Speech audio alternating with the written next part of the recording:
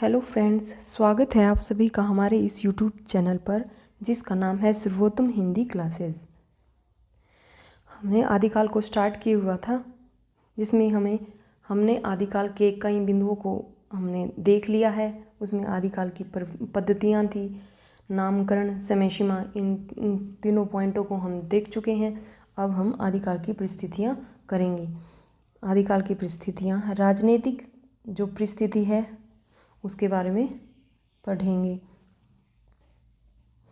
आदिकाल युद्ध व अशांति का काल रहा है। बाहरी आक्रमण व आंतरिक ग्रह क्लेश इसकी प्रमुख विशेषता रही है।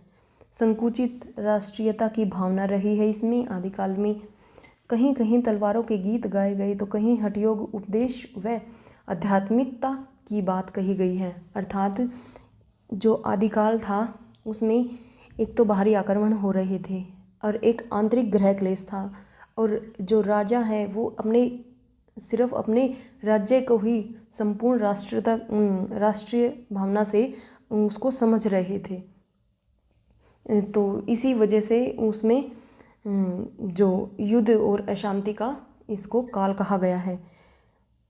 तो इसमें उसके साथ साथ जो साहित्य लिखा गया है या फिर जो साहित्य की प्रवृत्तियाँ रही हैं, उनमें जो वीर भावना रिलेटेड जो प्रवृत्ति रही है उसके साथ साथ जो धार्मिक प्रवृत्तियाँ भी देखने को हमें मिलती हैं।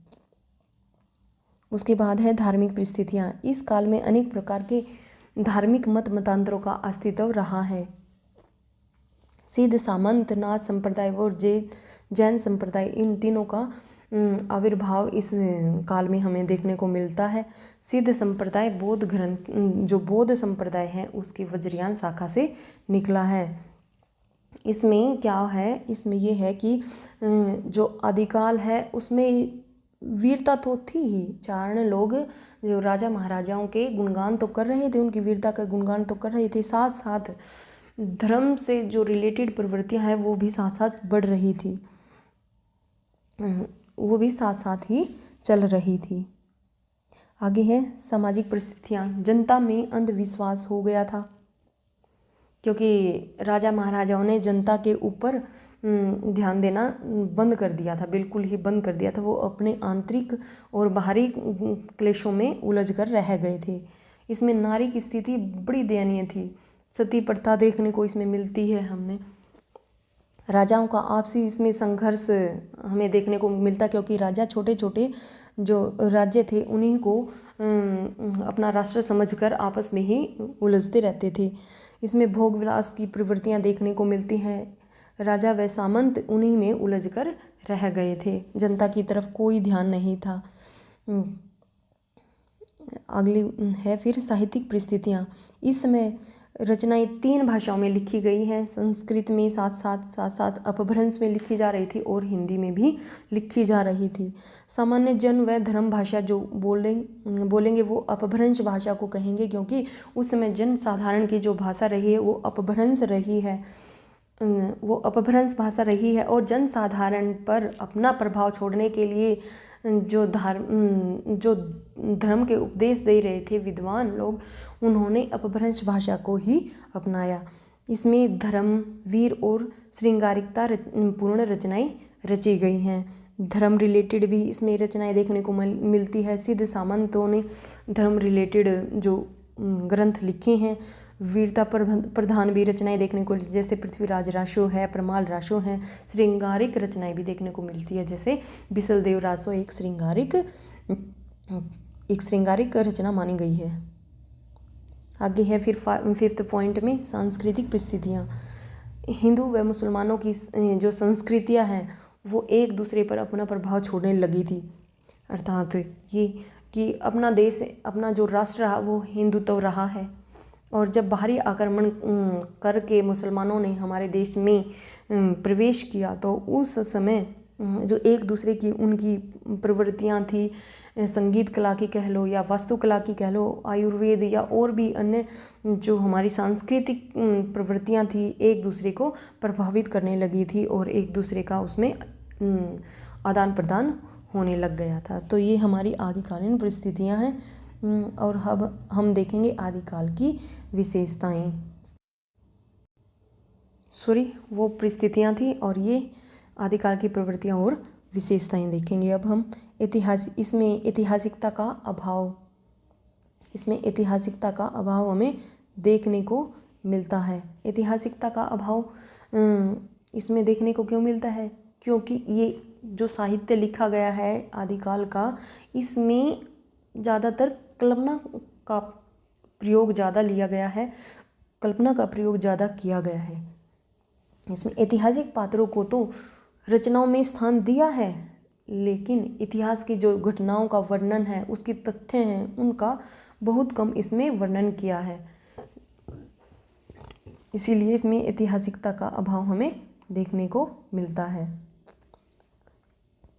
आगे है आश्रयदाताओं की प्रशंसा। इसमें कवियों ने अपनी आश्रयदाताओं की प्रशंसा अतिशयोक्तिपूर्ण अर्थात बढ़ा चढ़ाकर की है।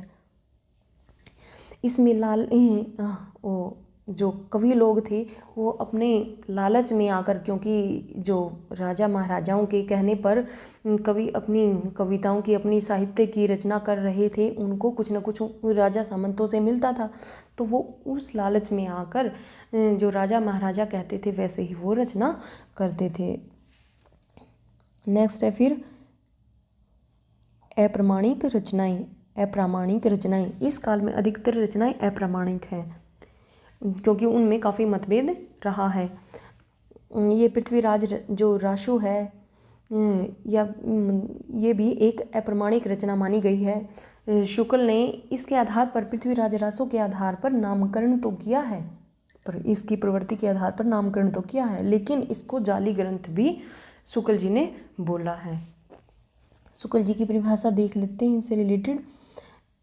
इसके अतिरिक्त और कुछ कहने की जगह नहीं है कि यह ग्रंथ मतलब पृथ्वीराज रासो वास्तव में एक जाली ग्रंथ है।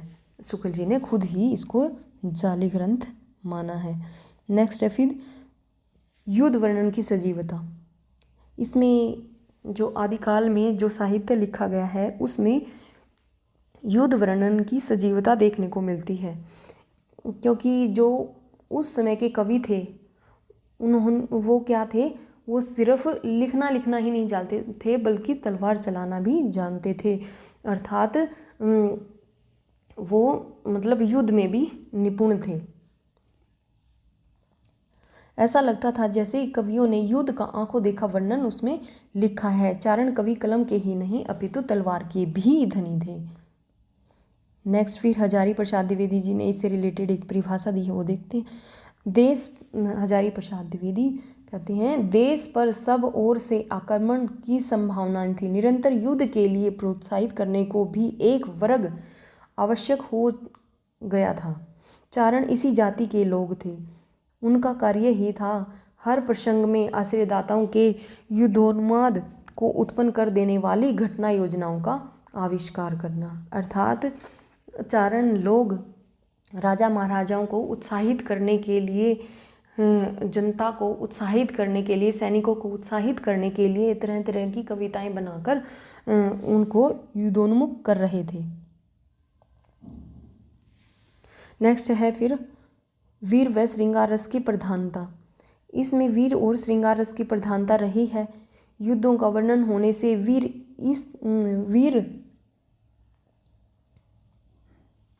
वीर रस तो इसकी रचनाओं में अनायास ही शामिल हो गया था।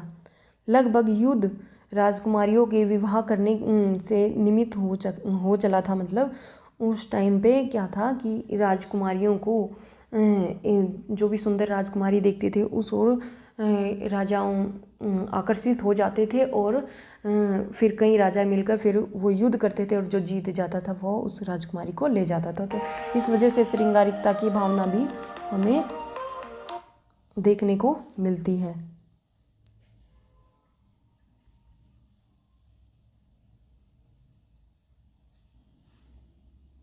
नेक्स्ट है फिर सांस्कृतिक राष्ट्रीयता, ये संकुचित राष्ट्रीयता है। इस काल में वीरता का वर्णन तो बहुत हुआ, परंतु क्या था, स्वदेशाभिमान व राष्ट्रीयता की भावना का अभाव रहा है। उस समय देश खंड राज्यों में विभक्त हो गया था, अर्थात छोटे छोटे राज्यों में छोटे छोटे राज्यों को ही राष्ट्र मान लेते थे और आपस में ही लड़ते झगड़ते रहते थे। तो ये एक मतलब राष्ट्र तक ही सीमित हो गया था, इसलिए संकुचित राष्ट्रीयता की भावना इसमें आदिकाल में हमें देखने को मिलती है। नेक्स्ट है फिर कल्पना की प्रधानता। जो आदिकाल की प्रमुख विशेषता रही है कल्पना की प्रधानता रही है। चारण कवियों ने ऐतिहासिक पात्रों को तो उठाया, कुछ ऐतिहासिक जो वो वर्णन भी किया है, लेकिन उनमें भी शताब्दी तक का अंतर हमें देखने को मिलता है। तो इसमें आदिकालीन साहित्य में हमें कल्पना की प्रधानता दिखती है। पृथ्वीराज रासो में भी कल्पना का आधिक्य रहा है। नेक्स्ट है फिर जनजीवन के चित्रण का अभाव। इसमें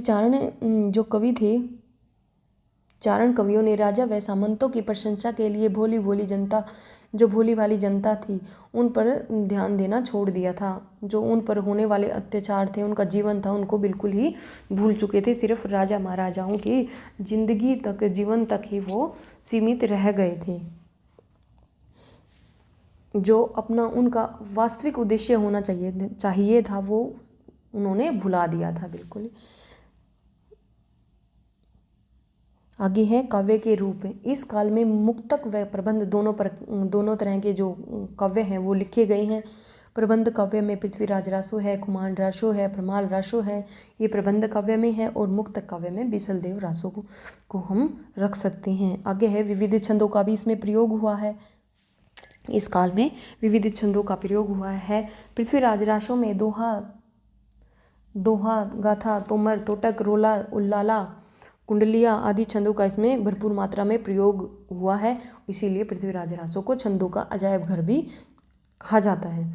यह छंद परिवर्तन मात्र कल्पनात्मक या चमत्कार प्रदर्शन के लिए न होकर भाव प्रकाशन के लिए किया गया है, अर्थात अपने भावों को प्रदर्शित करने के लिए इन छंदों का प्रयोग इसमें देखने को मिलता है। हजारी प्रसाद द्विवेदी जी का कहना है कि रासों के छंद जब बदलते हैं तो श्रोता के चित्त में प्रसंगानुकूल नवीन कंपन उत्पन्न करते हैं। ये हजारी प्रसाद जी की परिभाषा है जो हमें लर्न करनी है। नेक्स्ट है फिर अलंकारों का। इसमें अलंकारों का भी हमें वर्णन बहुत ज़्यादा देखने को मिलता है, लेकिन मुख्य जो अलंकार रहे वह उपमा, रूपक और उत्प्रेक्षा ही रहे हैं। नेक्स्ट है फिर डिंगल पिंगल भाषा का प्रयोग। इसमें हमें डिंगल पिंगल भाषा का प्रयोग देखने को मिलता है। डिंगल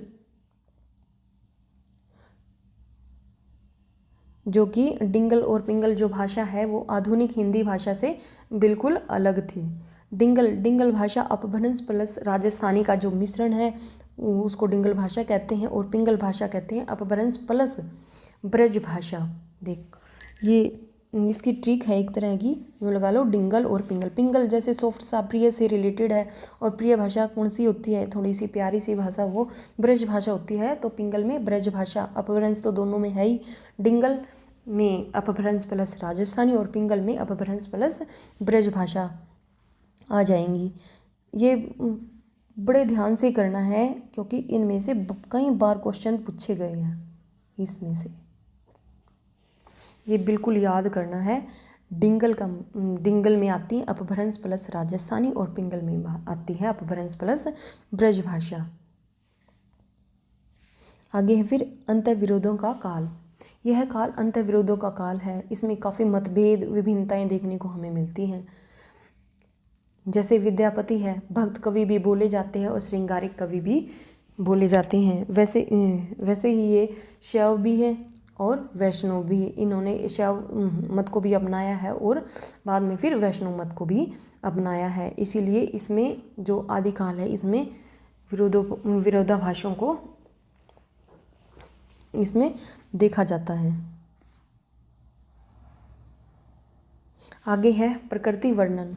प्रकृति वर्णन में हमें जो प्रकृति के दोनों रूप हैं, आलंबन और उद्दीपन, दोनों का वर्णन इसमें देखने को मिलता है। आगे है धार्मिक साहित्य।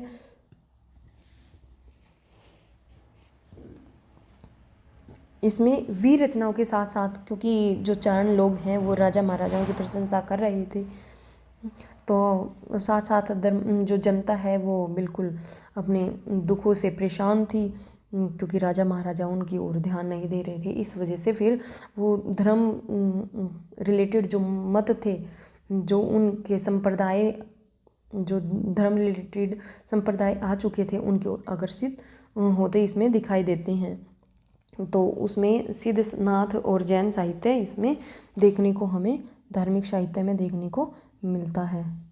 आगे है लौकिक साहित्य। लौकिक साहित्य में भी जो आदिकाल है उसमें लौकिक साहित्य भी देखने को मिलेगा हमें।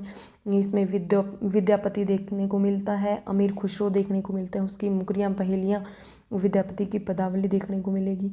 आगे फिर है वस्तु वर्णन। कवियों ने कथा विकास की ओर कम ध्यान दिया है, जबकि रण सज्जा, आक्रमण, युद्ध, नक्सिक, विवाह आदि का अधिक इसमें विकास किया है अपने साहित्य में।